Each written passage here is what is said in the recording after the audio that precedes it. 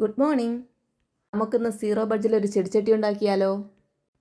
ദേ, ഇന്ന് ഞങ്ങളുടെ വീട്ടിൽ പണി നടക്കുന്നുണ്ടായിരുന്നു.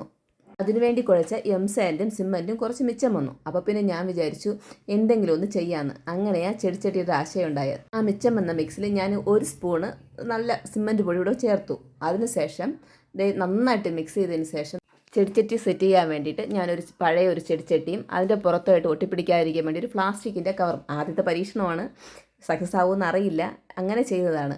സിമ്മൻറ്റിനെ ഇങ്ങനെ ഉരുട്ടിയെടുത്ത് ഇതിന് ചുറ്റും നമ്മൾ ആ ചെടിച്ചട്ടിയുടെ ചുറ്റും ഓരോന്നോരോന്നാണ് വെച്ച് കൊടുത്തു. അതിനുശേഷം മേളിലാണെങ്കിൽ നമ്മൾ അത് ഒന്ന് തേച്ച് പിടിപ്പിച്ചു കൊടുത്തു സിമ്മൻറ്റ്.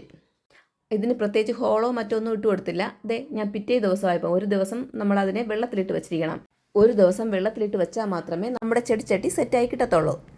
പിന്നെ ഇതിൽ ഹോളുകൾ അത്യാവശ്യമുണ്ട്. ഈ ചേർത്ത് വയ്ക്കാത്തത് കൊണ്ട് നമ്മൾ പ്രത്യേകിച്ച് ഇതിനെ ഹോൾ ഇടേണ്ട ആവശ്യമില്ല. അതിൽ തന്നെ അത്യാവശ്യത്തിനുള്ള ഹോളുകളുണ്ടായിരുന്നു.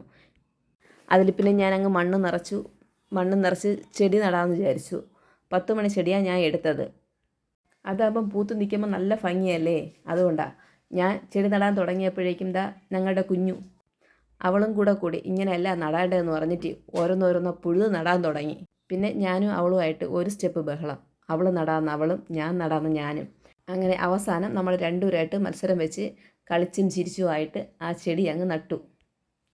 അതിന് പിന്നെ മതിലിൻ്റെ മേളിൽ വയ്ക്കാമെന്ന് വിചാരിച്ചു. അവൾ കണ്ടില്ലല്ലോ എന്ന് വിചാരിച്ച് അവളും കൂടെ ഒന്ന് കാണട്ടെ എന്ന് പറഞ്ഞ് എടുത്തൊന്ന് കാണിക്കുകയാണ്. അപ്പോൾ എങ്ങനെയുണ്ട് ഞങ്ങളുടെ ചെടിച്ചട്ടി? അപ്പം ഇത്രയേ ഉള്ളൂ. ബൈ.